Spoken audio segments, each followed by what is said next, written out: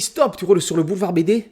Ces albums sont faits pour toi. Voici la suite de la sélection de l'année 2022. Après les 10 meilleurs albums, voici les 10 suivants qui méritent tout autant un coup de projecteur. On commence avec un voyage en Corse avec Jemna, les ombres corses.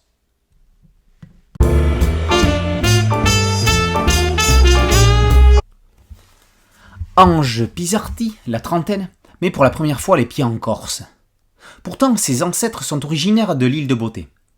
Passionné de vieilles publications, Ange tombe chez un bouquiniste parisien sur une illustrée consacrée à la Corse.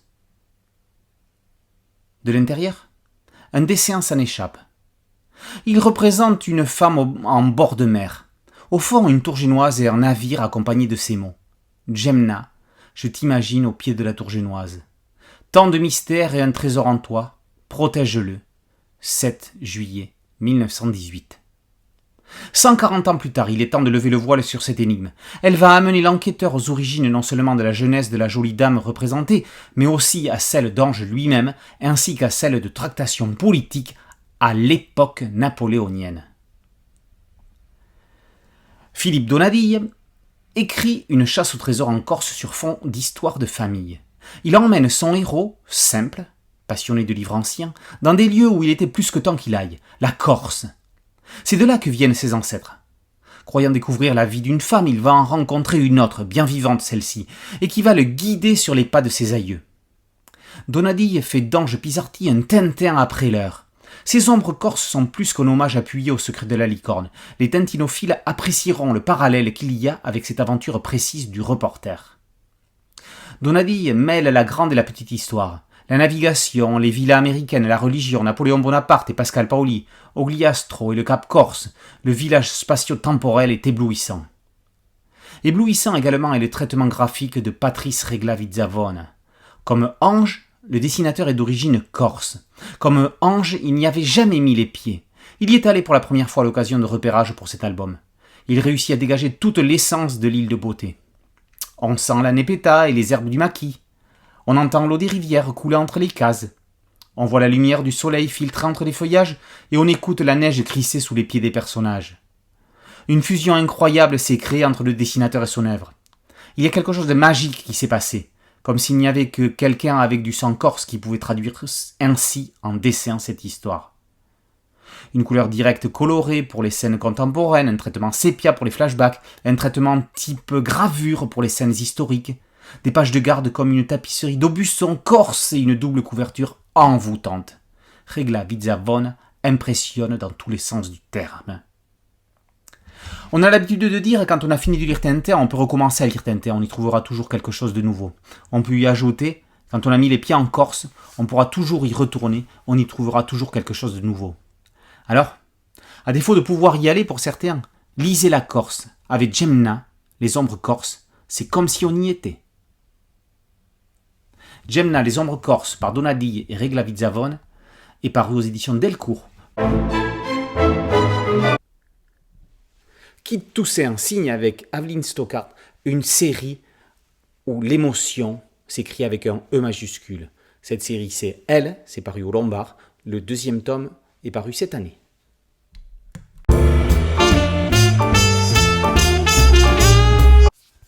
Elle, c'est son prénom, n'est pas toute seule dans sa tête. Elle possède plusieurs personnalités ayant chacune une dominante sentimentale. En fonction de son état psychologique, c'est donc l'une ou l'autre de ces personnalités qui prend le leadership.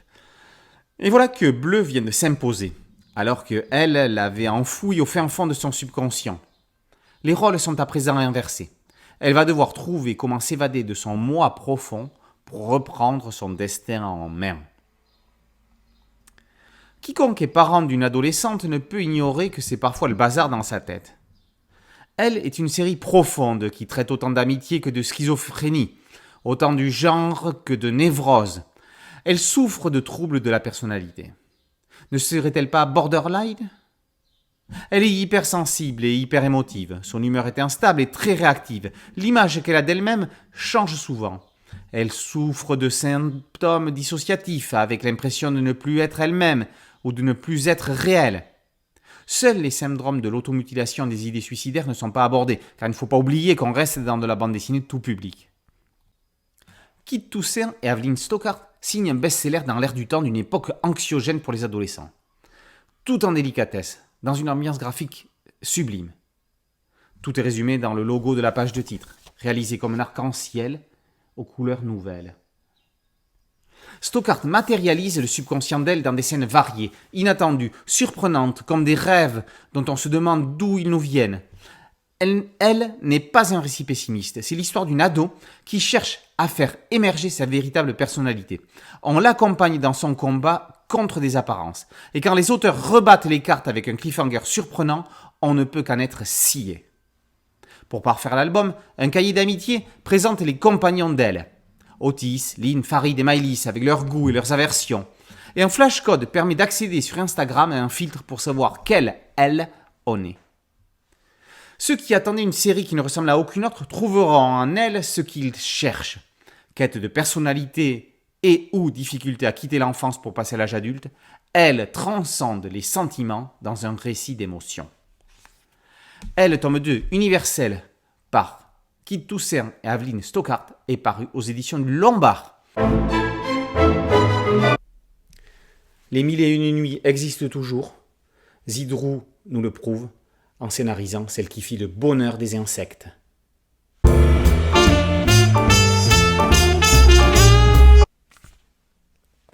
Mais pourquoi donc la suzeraine du paisible royaume de Chandramabad demande-t-elle l'éradication de tous les oiseaux ?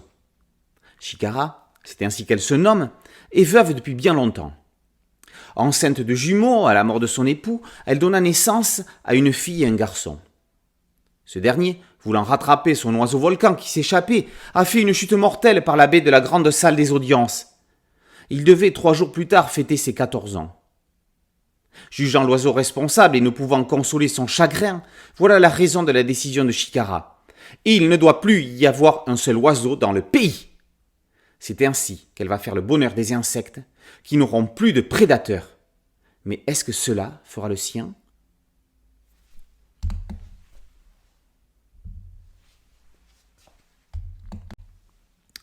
Quand on perd un enfant, il y a 2 réactions possibles. Soit la vengeance, soit le « vous n'aurez pas ma haine ». Quelle que soit la raison de la disparition de sa progéniture, plus grande douleur qu'il puisse y avoir. Si certains parents se réfugient dans, non pas le pardon, mais la raison, d'autres pensent trouver dans la revanche ou la rétorsion la solution à leurs problèmes. Mais cela soignera-t-il leurs maux ? C'est ce que pense la reine Shikara. Sa décision va-t-elle la soulager ? Toujours est-il qu'elle deviendra autoritaire et intransigeante. La princesse Jalna, sa fille, elle, a toute la vie devant elle. Quand elle s'éprendra d'un voleur des rues, sa mère voudra asseoir son autorité.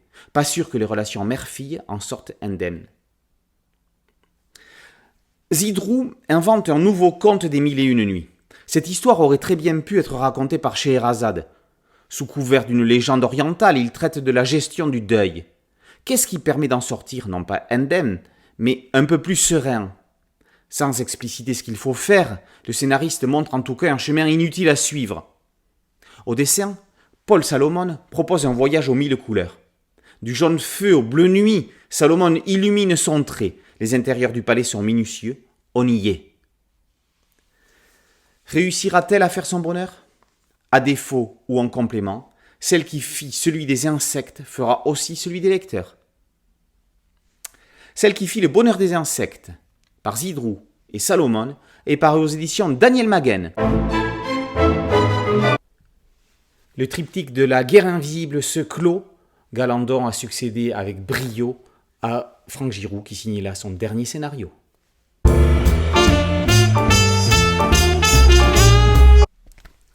Tel Aviv, 1952. Chaim Glassman, médecin de formation, a fait de la traque des anciens nazis le but de sa vie. Aujourd'hui, l'opération migrateur est lancée. Il s'agit de mettre la main sur le Sturmbannführer Hans-Erich Jäger, chef adjoint de la SIPO en Pologne. Cheville ouvrière de la solution finale, il s'est volatilisé juste avant la chute du Reich. Il serait en Argentine sous une fausse identité. L'objectif est de le retrouver et de le traduire devant la justice. Parmi ses amis, il y a Manfred Furbringer, qui n'est autre que le savant allemand qui est au cœur d'une manipulation montée par les Russes. La cheville ouvrière de l'opération de traque ne va être autre que Marga, la propre fille de Chaim. Mettra-t-elle la main sur la cible? L'Institut clôt le triptyque de la guerre invisible. La série créée par le regretté Franck Giroux et poursuivie magistralement par Laurent Galandon s'achève. Le personnage de Furbringer en est le fil rouge. Le scientifique est un pion que se disputent les blocs de l'Est et de l'Ouest pour mener à bien la chasse aux criminels nazis. Avec la disparition de Joseph Mengele et Beat et Serge Klarsfeld d'un combat contre l'oubli, la guerre invisible démontre que la Seconde Guerre mondiale ne s'est pas arrêtée en 1945, loin de là. Olivier Martin peint et dépeint toute la tension qu'il y a dans l'histoire. Le danger est au coin de chaque rue. La violence extrême peut frapper à la porte à tout moment. Que ce soit dans un camp comme dans l'autre, certains y laisseront des plumes. Attardons-nous un instant sur la maquette et les couvertures sublimes de la série. Pour chaque volume, 3 personnages principaux surplombent le titre de la série. En bas, le décor est planté. Pour l'Institut, un homme écoute des bandes magnétiques comme dans le film allemand La vie des autres. Attention, les murs ont des oreilles. Il y a toujours quelque part quelqu'un qui vous écoute. Aux couleurs, Gaëtan Georges reste dans des ambiances discrètes et tièdes de mi-saison afin de garder la tension qui va crescendo. La guerre invisible est un triptyque redoutable. Le véritable héros dans tout ça, c'est bien Laurent Galandon qui a fait plus qu'honorer le travail de Franck Giroux. La guerre invisible, tome 3 l'Institut par Galandon, Giroux et Martin, et par aux éditions Rue de Sèvres. Artiste et injustement méconnu des nouvelles générations, il était vraiment temps de mettre un coup de projecteur sur Bobby Lapointe. Avec Au pays de Bobby Lapointe, c'est ce que fait Gaston chez ID+.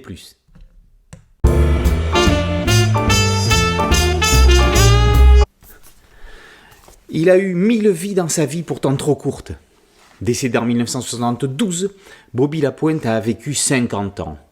Chanteur, acteur, mathématicien, scaphandrier, inventeur, son improbable CV fait montre d'une vie maligne à 100 à l'heure. En première partie des plus grands chanteurs comme Brassens, second rôle dans les plus grands films comme Tirer sur le pianiste, Bobby était le maître des calembours, le roi des jeux de mots, le chantre du contre-paix. Avec son éternelle marinière, de Pézenas à Paris, Lapointe tente de percer dans le milieu artistique. Iconoclaste, touche à tout, il a même conçu un système de numération hexadécimale, le système Bibi binaire, breveté en 1968. Aujourd'hui, des écoles portent son nom, des festivals se tiennent en son honneur. Il est des BD qui sont des succès, il y a des BD d'émotion, de suspense, d'aventure. Et puis il y a les petits bonbons acidulés qui font du bien, qui chatouillent. Des ovnis, on ne sait pas pourquoi. Au pays de Bobby Lapointe et de celle-ci. Gaston offre un moment suspendu. On l'ouvre pour en lire quelques pages et la reposer. Mais non, on ne sait pas pourquoi on l'a terminé. On est parti ailleurs. Le temps s'est arrêté, puis on est revenu. Inexplicable. C'est exactement ce qui se passe avec ce petit album. Grâce au talent de Gaston, son auteur, mais aussi à celui de Bobby Lapointe. Le dessinateur et le musicien étaient faits pour se rencontrer. Lapointe étant mort avant la naissance de Gaston, ça ne se fera jamais. Et pourtant, ça s'est fait. Grâce à ce livre. Le livre n'est pas une BD construite de façon conventionnelle. Chaque page a sa conception. On est dans un livre illustré, avec de nombreuses photos, plus qu'intégrées, fondues dans le dessin. Des pochettes de disques aux affiches de films, des photos de famille aux portraits et statues, l'ADN de Bobby Lapointe suinte des planches de Gaston. Ajoutons à cela une préface de l'artiste qui a le plus de chromosomes communs avec Bobby, l'immense Pierre Perret, ainsi qu'une galerie d'illustrations en postface signée, entre autres, Coutelis, Fab Caro, Eo, Garcia Quera, Petit Luc et bien d'autres. La meilleure chose à faire, après avoir effectué ce merveilleux voyage au pays de Bobby Lapointe, réécouter un disque de Bobby Lapointe. Sakati l'a quitté, mais lui ne nous quittera jamais. Au pays de Bobby Lapointe, par Gaston et paru aux éditions ID+. Charbon, histoire émouvante et pleine d'avenir, signé Michel Colline. Le 2e tome est paru cette année.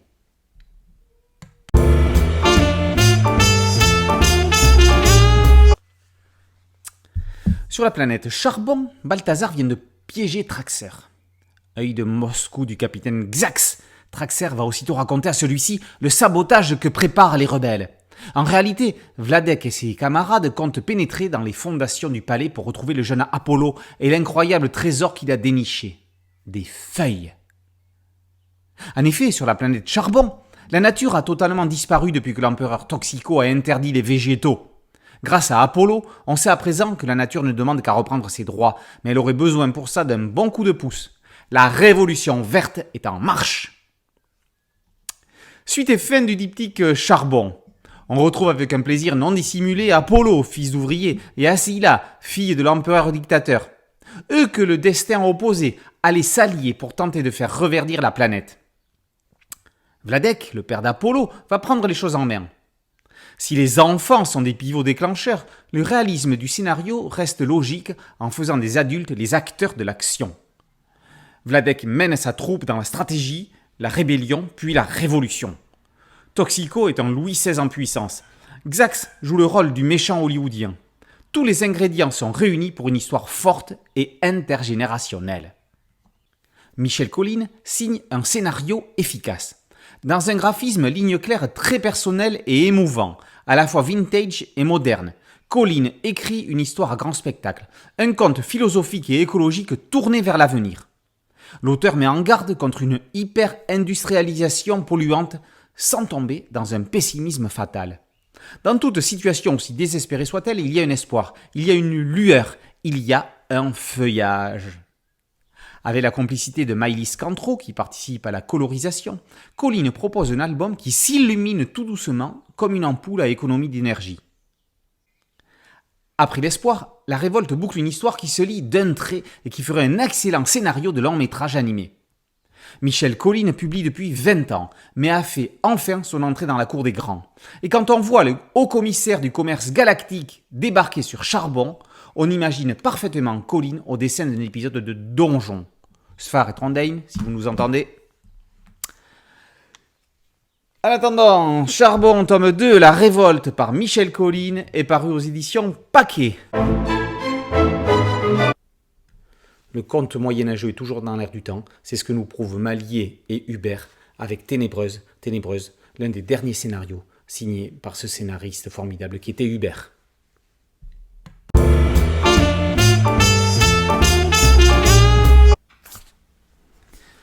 Arzur, le mercenaire à l'honneur déchu, et Islaine, la jeune fille de sang royal, sont en fuite.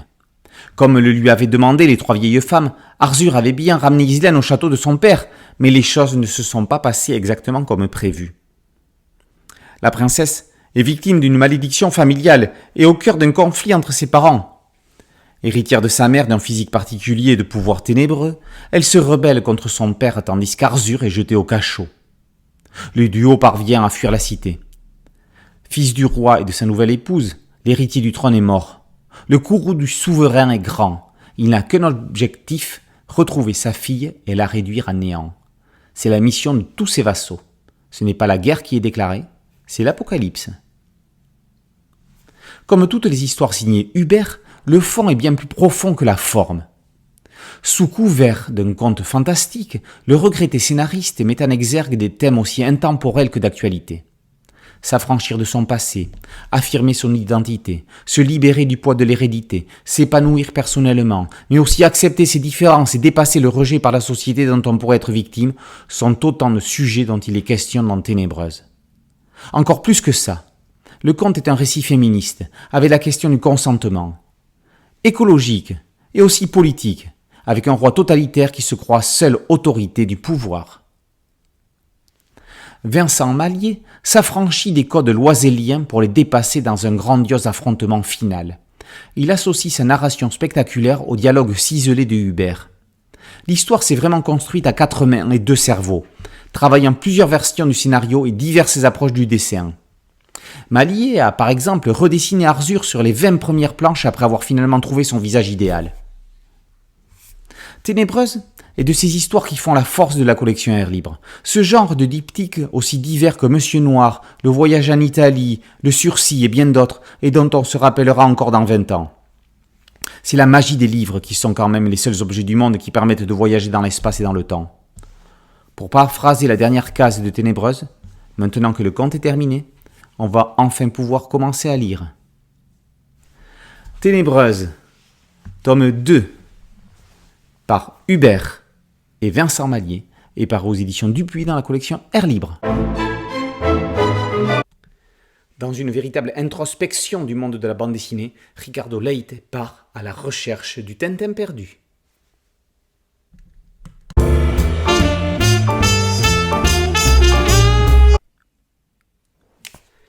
Février 2013, Ricardo Leite, auteur brésilien, vient d'arriver à Bruxelles. En 1971, lors d'un voyage en Europe, il aurait dû rencontrer Hergé. Le jeune Ricardo lui avait écrit. Malheureusement, le créateur de Tintin lui avait répondu qu'il serait en vacances en Italie à ce moment-là. Hergé avait commenté ses dessins, prédisant à Ricardo un avenir de grand artiste. Aujourd'hui, Hergé n'est plus là. Leite vient en Europe sur les traces de son maître, avec ses souvenirs, ses doutes, ses angoisses et ses joies.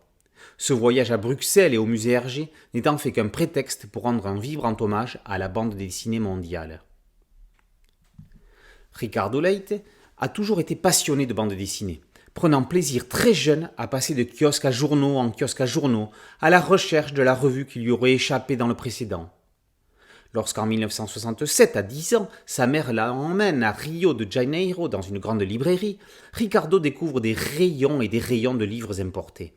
Il allait y retourner tous les samedis et apprit ainsi à connaître la bande dessinée européenne. Aujourd'hui, ses maîtres s'appellent Hergé évidemment, mais aussi Pratt, Manara, Moebius et Herman.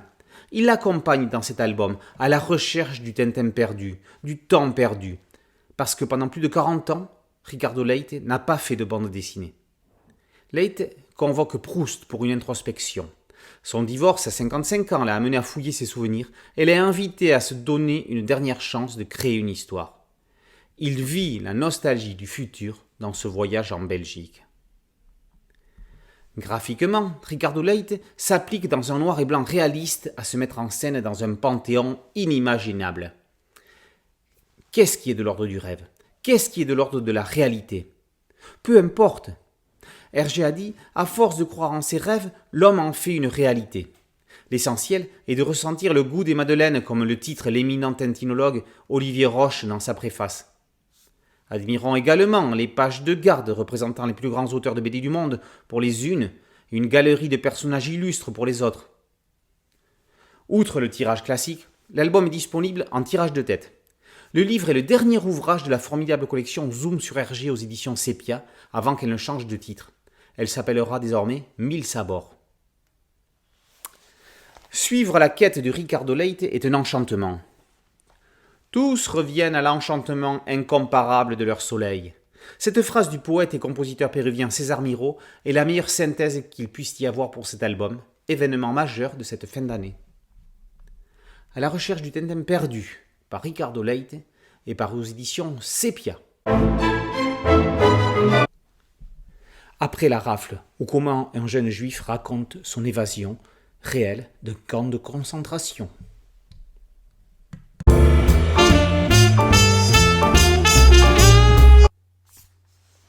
Le jeune Joseph Weissman cherche un camarade pour s'évader du camp de Bonne-la-Rolande dans le Loiret. Venu de Paris, il y est arrivé il y a quelques jours avec ses parents et ses sœurs. Mais ceux-ci, comme tous les adultes, ont été envoyés ailleurs. Il ne reste plus que les enfants. Joseph essuie les refus jusqu'à ce qu'il rencontre Joseph Koganovic. Ils ont le même prénom. Leurs destins vont se trouver liés à tout jamais. La vie de Joseph a changé le 16 juillet 1942 lorsque lui et les siens ont été raflés au Veldiv. À l'arrivée au camp, le père de Joseph veut montrer à son fils qu'il peut y avoir un espoir. « Papa, toi, tu crois qu'on va où après ?»« Moi, je crois qu'on va à Pichipoy. » Pichipoy, village rêvé de la culture yiddish polonaise, symbolise la terre promise des Juifs. Mais pour l'instant, seul l'enfer leur est promis. Si cet album de bande dessinée est co-signé Joseph Weissman, c'est que le petit héros a réussi sa fuite. On le sait dès le départ, puisque l'histoire commence en 1965, au moment où il apprend que l'autre Joe vient de retrouver sa trace. Le voilà parti pour New York afin de le retrouver. Son long voyage sera l'occasion pour lui de se remémorer les événements innommables qu'ils ont vécus, avant, pendant et après la rafle. Et également après l'évasion, quand le chemin de croix va se poursuivre. Joseph Weissmann a mis longtemps avant d'accepter de témoigner. C'est Simone Veil qui l'a convaincu que c'était nécessaire, pour le devoir de mémoire, afin que le monde ne retombe pas dans un tel chaos. L'homme a participé à l'écriture de divers documentaires et du film La Rafle avec Jean Reno et Gad Elmaleh. Il a raconté sa vie dans un livre paru en 2011 aux éditions Michel Lafon. C'est ce récit qui est aujourd'hui adapté en BD, sous son œil d'acteur d'une tragédie pire que toute fiction n'aurait pu imaginer. Romancier et scénariste, Arnaud de Lalande s'attache à rester collé aux souvenirs de Joseph. On ne met pas en scène telle histoire, on ne peut que se contenter de l'exposer. Au dessin, Laurent Bidault s'attache à la vérité historique. Lorsque la famille Weissmann découvre l'intérieur du Veldiv, on y entre avec eux. Les odeurs immondes du camp de Bonn, on les sent.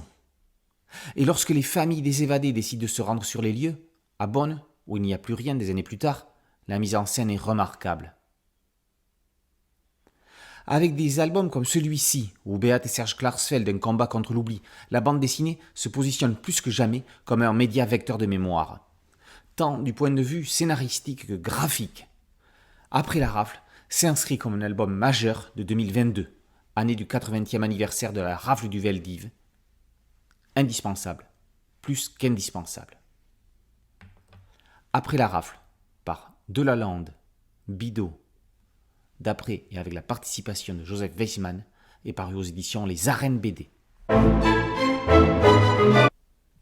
Pierre Pével nous amène dans son univers du Paris des Merveilles avec le 3e tome des Artilleuses, dessiné par Willem.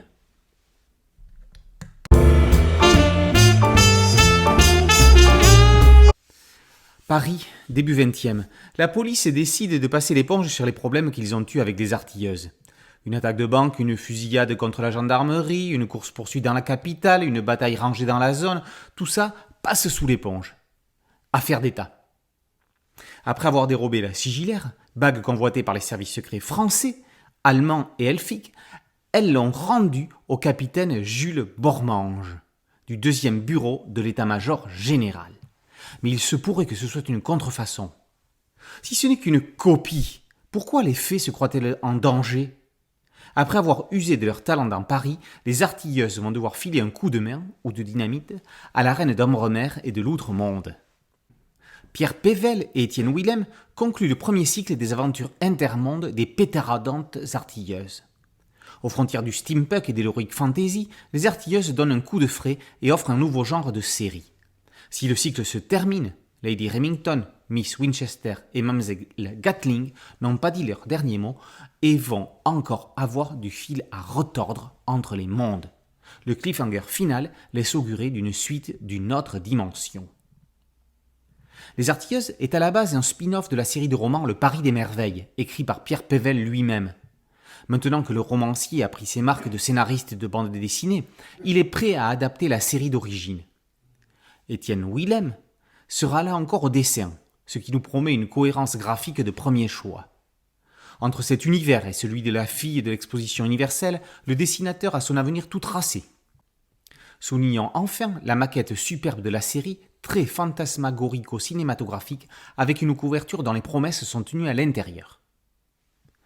Pour compléter l'aventure, en association avec Casus Belli et Black Book Edition, un jeu de rôle solo vous emmènera en 1910 et vous transformera en Valentine Fleury, jeune bourgeoise parisienne secrétaire au Cercle Incarnat, club fréquenté par des mages et magiciens de renom.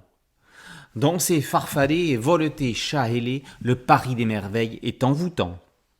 Les Artilleuses, tome 3, Le secret de l'elfe, par Pierre Pével et Étienne Willem, est paru aux éditions Bambou dans la collection Dracou. Et voilà, c'était la sélection des 10 suivantes meilleures BD de l'année de Boulevard BD. Avec tout ça, vous avez 20 albums à mettre au pied du sapin. Et je vous garantis qu'aucun ne vous décevra. N'oubliez pas de liker, de partager et de vous abonner à Boulevard BD. À très bientôt. Ciao.